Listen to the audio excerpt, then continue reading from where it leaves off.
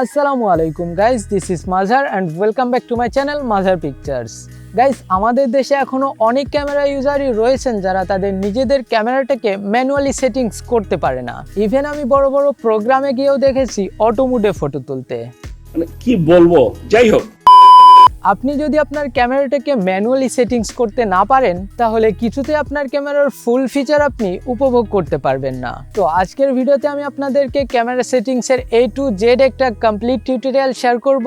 ভিডিওটি শুরু করার আগে আপনাদের কাছে রিকোয়েস্ট, প্লিজ ভিডিওটিতে একটা লাইক করে দিন এবং চ্যানেলে নতুন হয়ে থাকলে সাবস্ক্রাইব করে দিন। Without wasting any more time, let's get started.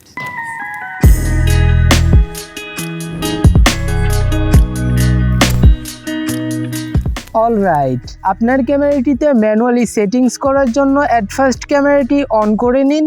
এরপরে উপর থেকে ডায়ালারটাকে ঘুরিয়ে এম মিনস ম্যানুয়ালি সেট করে দিন। অ্যান্ড নাও আপনি চাইলে স্ক্রিনের সবগুলো সেটিংস ম্যানুয়ালি কন্ট্রোল করতে পারবেন। তো ফার্স্টেই রয়েছে শাটার স্পিড। শাটার স্পিড হচ্ছে আপনার ক্যামেরাটি একটি ফটো তুলতে 1 সেকেন্ডের কত ভাগ সময় নিবে। তো বুঝতেই পারছেন, শাটার স্পিড যত বেশি হবে তত দ্রুত আপনার ক্যামেরাটি একটি ফটো ক্যাপচার করবে, এবং শাটার স্পিড যত কম হবে ততটাই স্লোলি আপনার ক্যামেরা একটি ফটো ক্যাপচার করবে। তো ন্যাচারাল লাইটে একটি ভালো মানের ফটো তোলার জন্য আপনাকে শাটার স্পিড অলওয়েজ 200 আপ রাখতে হবে। এরপরে এফ স্টপ বা অ্যাপারচার। অ্যাপারচার হচ্ছে আপনার লেন্সের মুখটা কতটা খোলা থাকবে এবং লেন্সের মধ্যে কতটুকু আলো প্রবেশ করবে। এছাড়াও আপনার ফটোর ডেপথ অফ ফিল্ড আপনি অ্যাপারচারের মাধ্যমেই কন্ট্রোল করতে পারবেন। তো আপনি যদি একজন প্রাইম লেন্স ইউজার হয়ে থাকেন তাহলে অ্যাপারচারটাকে অলওয়েজ লোয়েস্ট নাম্বারে সেট করে রাখবেন।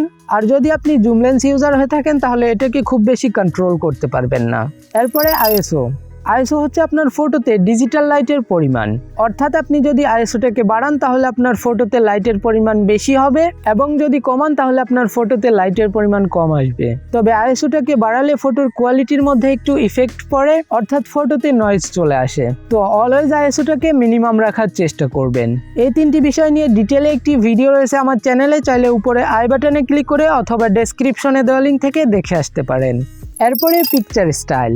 পিকচার স্টাইলের মাধ্যমে আপনার ফটোর শার্পনেস, কন্ট্রাস্ট, স্যাচুরেশন এবং কালার টোন কন্ট্রোল করতে পারবেন। এটা আপনার ব্যাকগ্রাউন্ড অনুযায়ী আপনি ম্যানুয়ালি চেঞ্জ করে নিতে পারেন, অথবা অলওয়েজ বেটার রেজাল্টের জন্য স্ট্যান্ডার্ডে সিলেক্ট করে রাখতে পারেন। এরপরে হোয়াইট ব্যালেন্স। মাঝে মধ্যেই এমন হয় যে আমরা একই লোকেশনে দুইটি ফটো ক্যাপচার করলে একটি হয় রেডিশ, অপরটি হয় ব্লুইশ। এই সমস্যাটি হয় প্রপার হোয়াইট ব্যালেন্স সিলেক্ট না করার কারণে।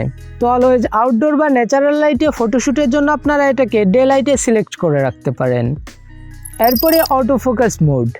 আপনারা যদি সিঙ্গেল শট বা আপনাদের সাবজেক্টে খুব বেশি যদি নড়াচড়া না করে তাহলে অটো ফোকাস মোডটাকে আপনি 1 শটে রাখতে পারেন। আর যদি আপনার সাবজেক্টটা খুব বেশি নড়াচড়া করে বা আপনি কোনো মোশন ক্যাপচার করতে চান তাহলে এআই ফোকাস বা এআই সার্ভোতে সিলেক্ট করে রাখতে পারেন। এরপরে ড্রাইভ মোড। আপনি যদি একটি ক্লিকে একটি ফটোই ক্যাপচার করতে চান তাহলে এটাকে আপনি সিঙ্গেলে রাখতে পারেন, আর যদি প্রেস করে ধরে অনেকগুলো ফটো তুলতে চান বা মোশন ক্যাপচার করতে চান তাহলে কন্টিনিউয়াস মোডে রাখতে পারেন। এছাড়াও আপনি টাইমার সেট করে নির্দিষ্ট সময় পরেও ফটো ক্যাপচার করতে পারবেন। Finally image quality.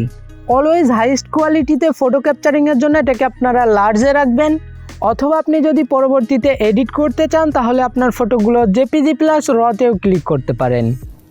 তো গাইস, এই ছিল আজকের ভিডিওটি ভালো লেগে থাকলে একটি লাইক করে দিবেন। কেমন লাগলো এবং নেক্সটে কি ভিডিও চান সেটা কমেন্টে জানাতে ভুলবেন না, আর আমার চ্যানেলটা সাবস্ক্রাইব করবেন তো মাস্ট বি। দেখা হচ্ছে পরবর্তী কোনো ইন্টারেস্টিং ভিডিওতে। ততক্ষণ সকলে সুস্থ থাকুন, ভালো থাকুন, আল্লাহ হাফেজ।